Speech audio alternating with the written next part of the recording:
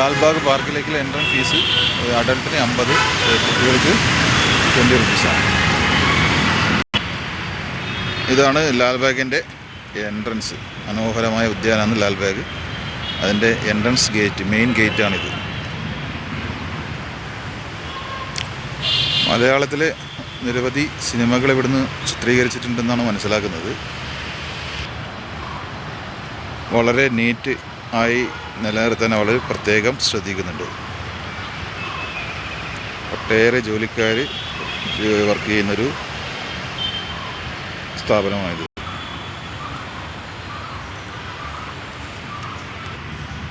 നമ്മുടെ നാട്ടിലൊക്കെ ഒരു കാലത്ത് വളരെ പരിചിതമായിരുന്ന ഒരു ചെടിയാണിത്, ലില്ലിപ്പൂ. ഇതിനെക്കൊണ്ട് മനോഹരമായ രീതിയിൽ ഇവിടെ അലങ്കരിച്ചിട്ടുണ്ട്. അതിപ്പോൾ കൂടുതലായി നട്ട് പരിചരിച്ച് വരുന്നുണ്ട്. ഇതിൽ എൻട്രൻസ് ബിൽഡിങ്ങാണിത്. കാണുമ്പോഴുള്ള ഭംഗി നോക്കുക. വളരെ ട്രഡീഷണൽ രീതിയിലാണിത് പരിചരിച്ച് പോകുന്നത്. നമ്മുടെ പ്രിയതാരം ലാലേട്ടൻ അഭിനയിച്ച പഴയകാല സൂപ്പർ ഹിറ്റ് ചിത്രമാണ് നാടുവാഴികൾ. അതിൻ്റെ കുറേയൊക്കെ ഭാഗങ്ങൾ ഇവിടെ ചിത്രീകരിച്ചിട്ടുണ്ടെന്ന് മനസ്സിലാക്കുന്നു. മറ്റൊരു പ്രത്യേകത എടുത്തു പറയേണ്ടതുള്ളത് ഇവിടുത്തെ മരങ്ങളാണ്. ഒട്ടേറെ പ്രായമുള്ള മരങ്ങൾ ഇവിടെ കാണാൻ പറ്റുന്നതാണ്. ഇതിപ്പോൾ മോർണിംഗ് ടൈം ആയതുകൊണ്ട് ആൾക്കാർ കുറച്ച് കുറവാണ്. ഈവനിംഗ് ഒക്കെ വലിയ ക്രൗഡ് ഉണ്ടായി വരാറുള്ള സ്ഥലമാണിത്. 2 വലിയ പന, ഒന്ന് തോന്നുന്നു നമ്മുടെ നാട്ടിലുള്ള പന തന്നെയാണെന്ന് തോന്നുന്നു. അതിൻ്റെ വളരെ പ്രൗഢഗംഭീരമായ നിൽപ്പ് കാണുമ്പോൾ തന്നെ അതിമനോഹരമായ കാഴ്ചയാണ്.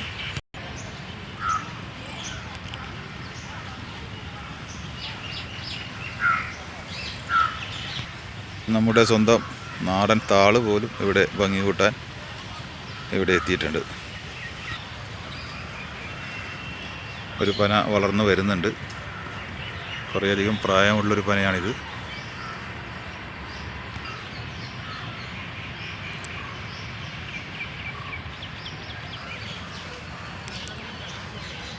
പഴയകാല സിനിമകളിൽ ഈ ഗാർഡൻസൊക്കെ ഒരുപാട് കാണാം. ഇപ്പോൾ വളരെ കുറച്ച് കുറവാണ് കാണുന്നത്.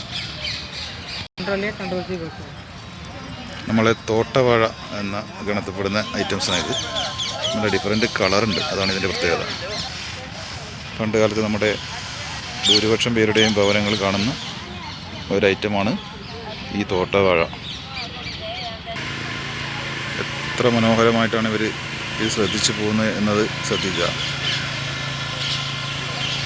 തികച്ചും ട്രഡീഷണലായ ഒരു മനോഹരമായ സൗധമാണ് കാണുന്നത്. ഒരു പോർച്ചുഗൽ നിർമ്മാണ രീതിയിലുള്ള ഒരു ബിൽഡിങ്ങാണ് കാണുന്നത്. ബാംഗ്ലൂരിൻ്റെ പ്രധാന പ്രത്യേകത എനിക്ക് തോന്നിയിട്ടുള്ളത് ഏകദേശം എല്ലാ സമയവും തണുപ്പുള്ള ഒരു കാലാവസ്ഥയാണ് പ്രധാന പ്രത്യേകത. ഇപ്പോൾ മഞ്ഞുകാലമാണ് എങ്കിലും വലിയൊരു തണുപ്പൊന്നും ഇല്ല. എന്നാലും നല്ലൊരു അന്തരീക്ഷം തന്നെയാണ് ഇപ്പോൾ ഉള്ളത്. വൈകുന്നേരങ്ങളിൽ കുട്ടികൾ, കുടുംബം മൊത്തമായും എല്ലാവരും വന്ന് ഇവിടെ ആളെ കൊണ്ട് നിറയുന്നൊരു ഏരിയയാണിത്. മുന്നേ പലതവണയും ഇവിടെ വന്നിട്ടുണ്ട്.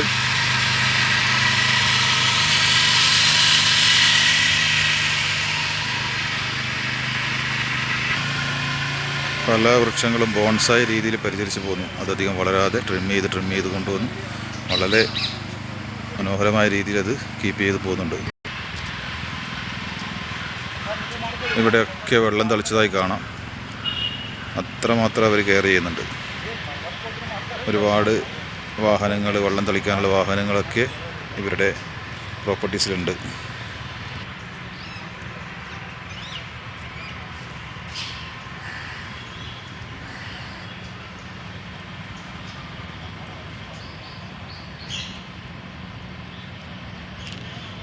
മറ്റ് നഗരങ്ങളിൽ നിന്ന് ഉള്ള ബാംഗ്ലൂരിൻ്റെ പ്രധാന വ്യത്യാസം എന്ന് പറയുന്നത് ഇത് IT ഹബ്ബാണെന്ന് എല്ലാവർക്കും അറിയാം. അതേപോലെ തന്നെ മനോഹരമായ ഇതേപോലെ ഒരുപാട് സൗന്ദര്യ ബോധത്തോടു കൂടി നിർമ്മിച്ച പല കാര്യങ്ങളും നമുക്ക് ഇവിടെ കാണാൻ പറ്റുന്നതാണ്.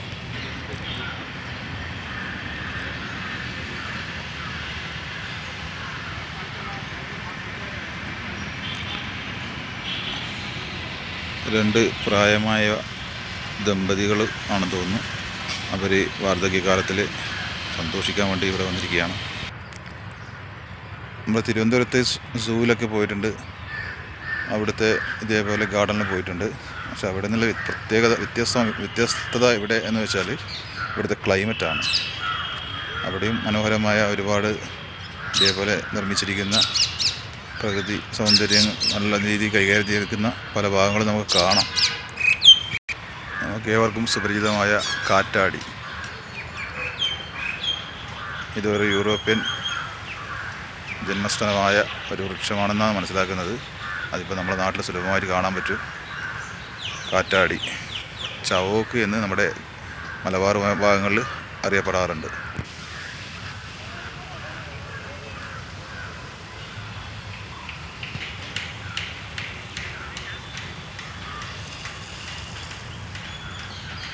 ദിശാസൂചകമായ ബോർഡാണ്.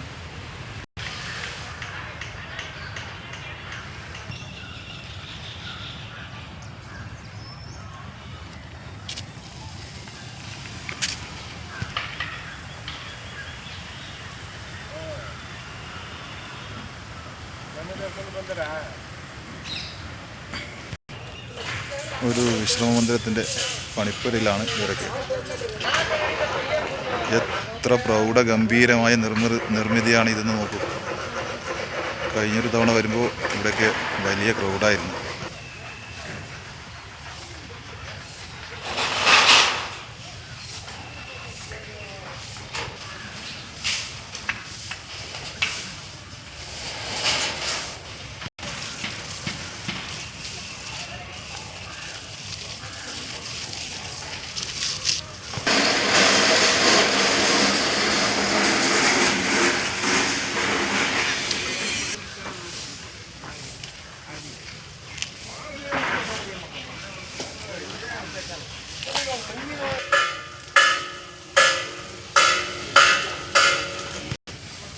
ഒരു മയിലിൻ്റെ ശില്പം, അത് പൂർത്തിയായില്ലെന്ന് തോന്നുന്നു.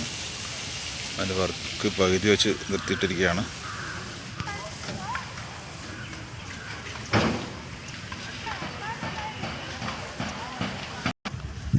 നമ്മുടെ പ്രിയപ്പെട്ട ജമന്തി. നമ്മുടെ നാട്ടിൽ ജമന്തി കണ്ടുവരാറ് കുറവാണ്. നമ്മുടെ നാട്ടിൽ ചെണ്ടുമല്ലികയാണ് കൂടുതൽ കണ്ടുവരുന്നത്. ഇവിടെ സുലഭമായി ജമന്തി കാണാം നമുക്ക്.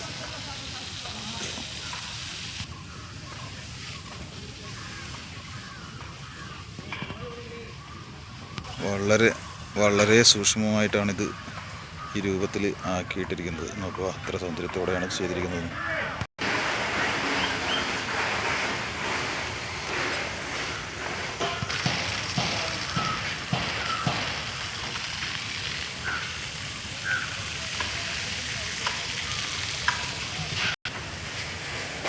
മരങ്ങളുടെ വലിപ്പങ്ങളും അത് നട്ടിരിക്കുന്ന രീതി നോക്കുക.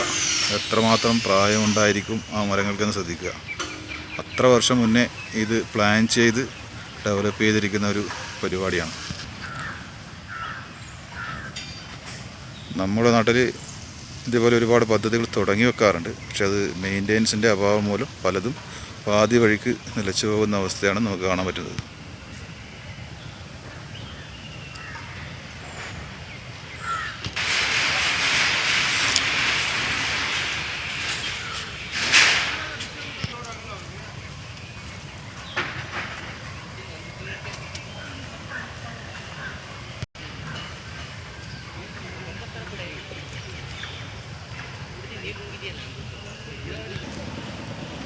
ശ്രീബുദ്ധൻ്റെ ഒരു ഐഡൽ വളരെ മനോഹരമായി വളരെ നല്ല രീതിയിൽ പണി കഴിപ്പിച്ചിട്ടുണ്ട്.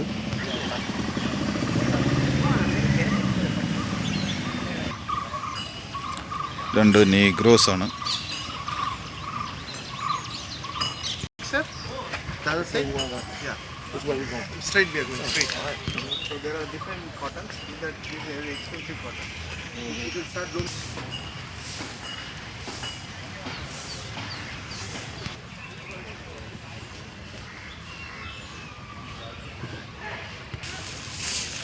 നമ്മുടെ പ്രിയപ്പെട്ട പരുന്ത്.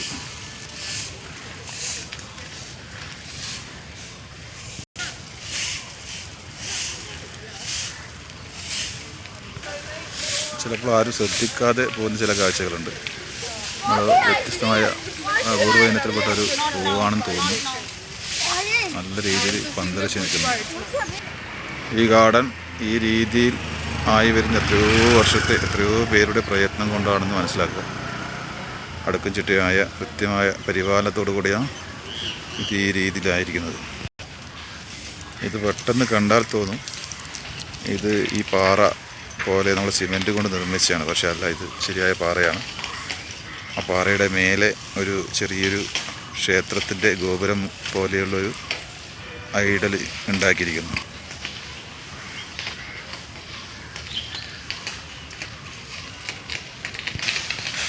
ചൈനീസ് മാതൃകയുള്ള ഒരു ഗോപുരം.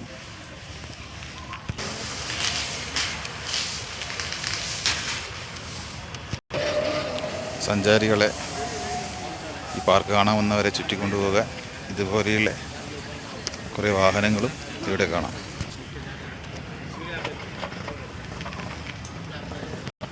നാൽപ്പത് മിനിറ്റ് സഞ്ചരിക്കുന്നതിന് 100 രൂപയാണ് ഇതിന് ചാർജ്. അതായത് ഒരാൾക്കാണ് 100 രൂപ, 40 മിനിറ്റ്. അങ്ങനെ ഇതിൽ എത്രയോ പേര് എടുത്താലും 100 രൂപയാണ് ഒരു പേഴ്സണ് ചാർജ് ഈടാക്കുന്നത്. ഈ പാറയിൽ കൊത്തിയുണ്ടാക്കിയ സ്റ്റെപ്പുകളാണ്.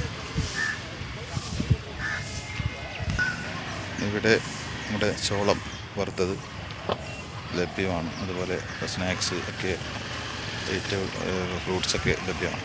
നമ്മുടെ നാട്ടിൽ ഒരു കാലത്ത് കണ്ടിരുന്ന ആ സോഡ കുപ്പിയുടെ രൂപത്തിലുള്ള കുപ്പിയാണ് ഈ കാണുന്നത്.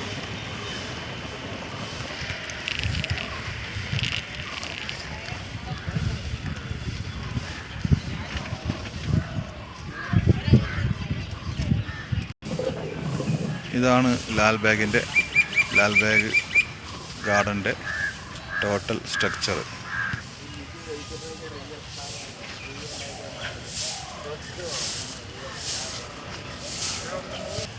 നമ്മുടെ നാട്ടിലും കാണാറുള്ള മസാലപ്പൂരി, ബേൽപൂരിൻ്റെ ഒരു പുതിയ കടയാണ്.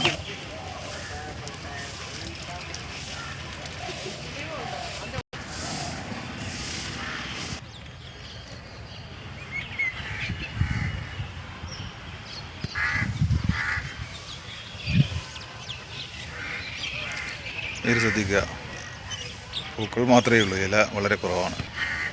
നമ്മുടെ കടലാസ് പൂവിൻ്റെ മാതൃകയുള്ളൊരു ചെടി. ഇവിടെ മറ്റൊരു പ്രത്യേകത എന്ന് പറഞ്ഞാൽ ഇവിടെ സോളാർ പാനൽ സ്ഥാപിച്ചിട്ടുണ്ട് എന്ന് പറഞ്ഞിരിക്കുന്നു. ഇവിടുത്തെ കറണ്ടിൻ്റെ ഭൂരിപക്ഷവും സോളാർ പാനലുകളിലൂടെയാണ് സംഭരിക്കുന്നത്.